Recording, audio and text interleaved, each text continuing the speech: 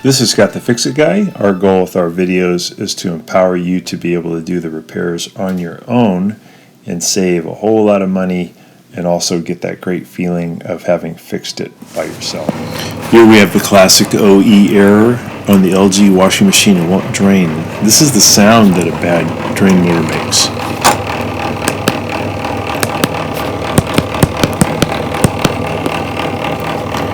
You can hear the impeller just bouncing around. The problem on this one was that it was stacked, had a dryer on top. I didn't have a crew to help me remove the dryer, so I was wondering if maybe I could do the pump removal and replacement through the door. So this is an experiment to try it, and it did work. First thing I did is I unplugged it, and then I took off this spring clamp that holds on the front of the door gasket. Just use a standard head screwdriver to pry it off. And then I folded the door gasket in away from the front in toward the spin basket, and it'll just stay there. Just push it in, it'll stay in place. And then I used I had a plastic box that I put my drill bits in, and I put that in between the frame and the tub, and that exposed the drain motor down here, that thing with the green thing on top. This black hose here is what connects the washer tub to the drain motor. And first thing I did is I pushed in that little drain tube after I had already made sure I drained out all the water. So you don't want to do this if there's water still in the machine, so you want to drain it out of that little drain tube. And then when I took off the door, the coin trap, a little bit of water came out. So we want to take off the coin trap. And then we're going to remove this little Phillips head screw here at the bottom. And that's holding on this plastic plate that goes in front of the drain motor. And we can use it like a standard head screwdriver to kind of pry off the plate, or you can just grab it. Sometimes you can pull it straight off.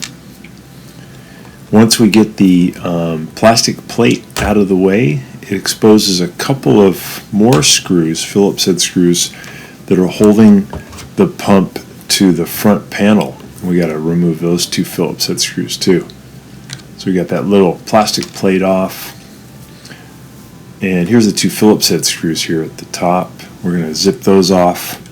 We actually removed one of them already that was down below. That was also holding on the plastic plate.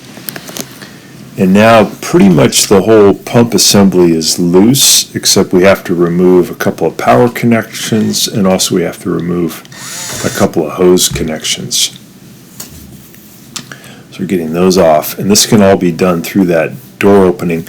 The tub will move back away from the front if you push it. Here's the part number for a new pump. You can get these for $20-25 at Amazon. I wish they lasted longer. They're just not very well made. Here's what the pump looks like. And here we are seeing the pump through that door opening. I'm going to get this clamp off now. This is holding on the green hose, and the green hose takes water away from the machine. So I'm going to use a pair of pliers to crimp that in and lift that spring clamp off. And then I'll be able to grab a hold of that green hose, that rubber boot, and kind of wiggle it off of the pump. Sometimes those are on there pretty tight. Even after you remove the spring clamp, you have to kind of twist it to break free the rubber adhesion to the plastic tube. So kind of wiggle it and lift it up. Take your time here. It'll come loose. Then also we're going to use the spring clamp to disconnect the big black hose, this one here, that hooks onto the drain pump. And I did that by reaching in with my two hands through the opening.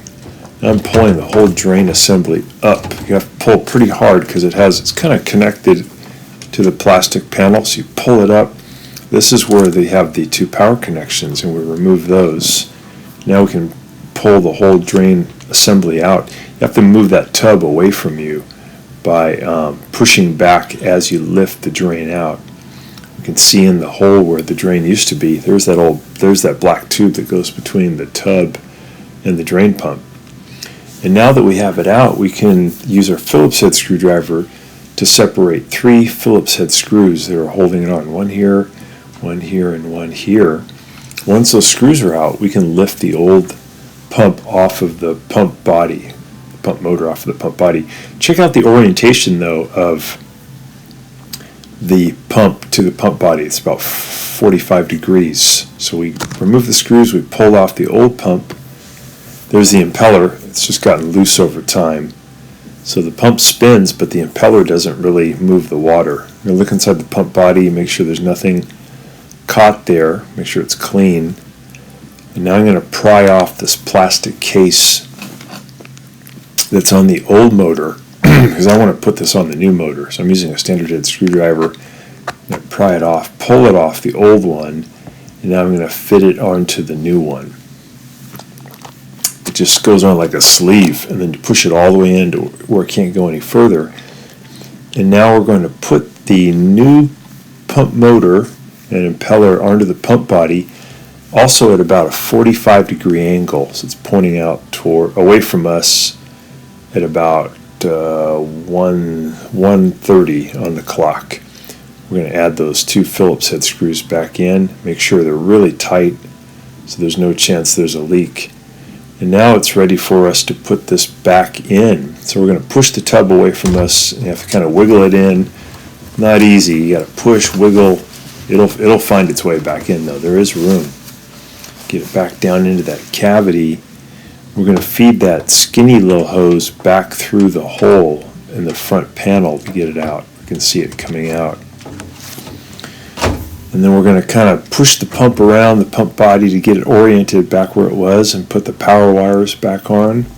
Make sure they're on nice and secure. We're going to get the front of the pump body in position.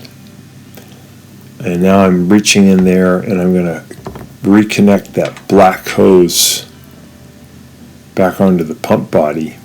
You can also see this white slot. That's where the pump body's going to slide into once we're ready to finally install it. What I did is I pushed the machine back slightly and put a support underneath so I could reach in underneath, and that allowed me to put that big black hose back onto the pump body. I moved the pump body away from the front of the washing machine by about half a foot so I could get that black hose back on and put on the spring clamp to hold it.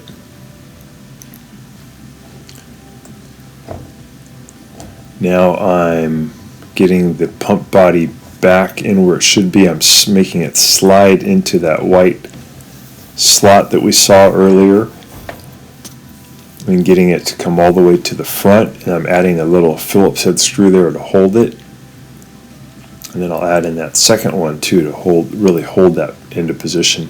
I'll put that green hose back on and I'll use the spring clamp to lock that on. So that's the one that takes the water away from the machine. And we're almost done. We're putting the door boot back on I'm holding one hand with the camera, but usually use 2 hands here, and you get this to fit back on that rim. Then you can put the spring clamp back on. It's good to lubricate the spring clamp with some like liquid hand soap or some liquid detergent, and then push it down back into that ridge. I use a screwdriver sometimes to help me get the leverage. Close the door, make sure the door closes properly. Putting those screws back in that hold in the pump. We're putting the plastic cover back in. Then we add one more screw there at the bottom. When we tested it, it actually worked really well. So this is a new, interesting way to do this. Probably not the fastest and best way, but if you can't remove the dryer and you can't get the top off and do the conventional way, this is a new idea to go through the front. Hope that helps you, and please subscribe when you get a chance. Thanks for watching.